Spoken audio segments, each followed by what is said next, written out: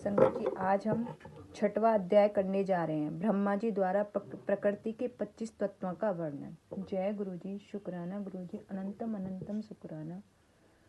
ओम नमः शिवाय, शिव जी सदाशिवाय। ओम नमः शिवाय, गुरु जी सदाशिवाय। ओम नमः शिवाय, शिव जी सदाशिवाय। ओम नमः शिवाय, गुरु जी सदाशिवाय। ओम नमः शिवाय, शिव जी सदाशिवाय। ओम नमः शिवाय, गुरु जी। जय गुरु जी, शुक्राना।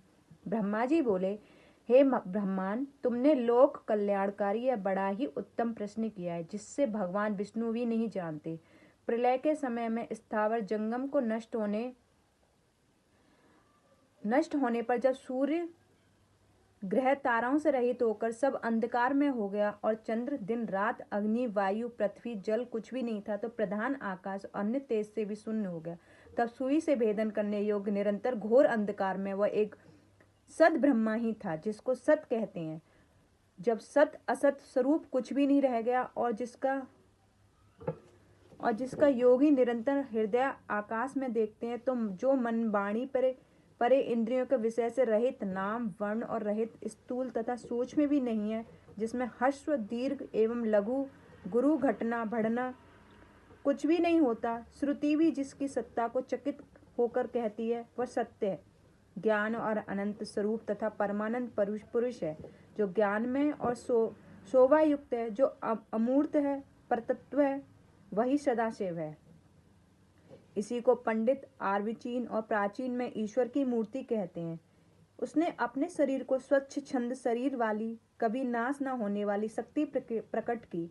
वह प्रधान प्रकृति, वही गुणवती माया और वही विकार से रहित बुद्धि तत्व जननी माता कहलाई है। वही शक्ति अंबिका प्रकृति संपूर्ण लोकों की ईश्वरी त्रिदेवों की माता नित्य मूल कारण कही गई है, जिसकी 8 भुजाएं हैं, जो विचित्र मुख वाली तथा शुभ्रा हैं, अचित्य हैं, तेज से युक्त हैं, सबको उत्पन्न करने वाली अकेली ही वह माया संयोग से अनेक प्रकार की हो जाती है।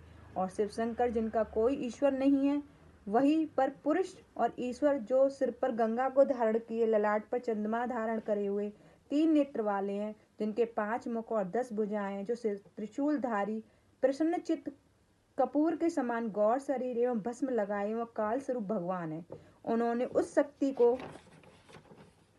साथ लेकर शिवलोक में नामक क्षेत्र की रचना की। उसी को उत्तम क्षेत्र को काशी कहते हैं, जो परम मोक्ष को देने वाली है, सर्वोपरि विराजमान है। उस क्षेत्र में परमानंद स्वरूप शिव पार्वती की शक्ति सहित निवास करते हैं। हे मुने, प्राय प्रलय काल में वह शिव क्षेत्र शिव पार्वती से रहित नहीं होता और इसी से उसको अभिमुक्त कहते हैं। धनुषधारी शिव जी ने पहले इसमें एक आनंद वन बनाया था। उस आनंद वन सिवा शिव के रमण करते रहने पर हे नारद जी, उन्हें किसी दूसरे पुरुष के निर्माण की इच्छा हुई और उन्होंने सोचा कि इसका भार किसी दूसरे पर देकर शांति से काशी में केवल शयन करें। इस प्रकार निश्चय कर उनके दक्षिण के 10वें अंश में सुधारूप आशव का व्यापार किया, जिसमें त्रिलोकी में एक सुंदर पुरुष का आविर्भाव हुआ, जो शांत और सत्व गुण से युक्त एवं गंभीरता में सागर के समान था। उस अजय पुरुष ने प्रकट होकर परमेश्वर शंभु को प्रणाम कर कहा, हे स्वामिन, मेरा नाम कह, मेरे कर्मों को भी कहिए।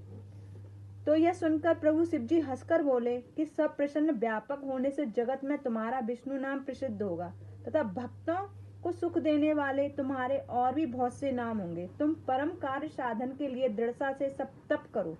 ऐसा कहकर शंकर जी ने अपने श्वास मार्ग से वेदों को दिया और अच्युत विष्णु जी को नमस्कार कर बड़ा तप किया और शिव जी को अंतर्ध्यान हो गए।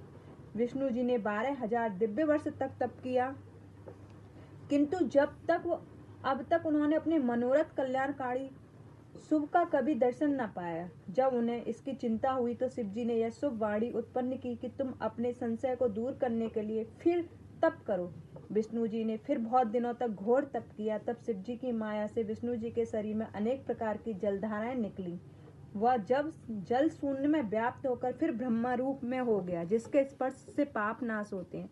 फिर तो वे पुरुष विष्णु जी थक कर प्रसन्नता से बहुत काल तक मोहित हुए और स्वयं उस जल पर सो गए। उसी जल समय श्रुति समस्त नारायण नाम हुआ और प्रकृति पुरुष के बिना उस समय कुछ भी नहीं था। उसी समय उन महात्माओं ने सब तत्वों की उत्पत्ति हुई, फिर उनका विस्तार हुआ। पहले प्रकृति से महान और महान से 3 गुण उत्पन्न हुए, फिर उसमें 3 गुण और भेद वाला अहंकार उत्पन्न हुआ।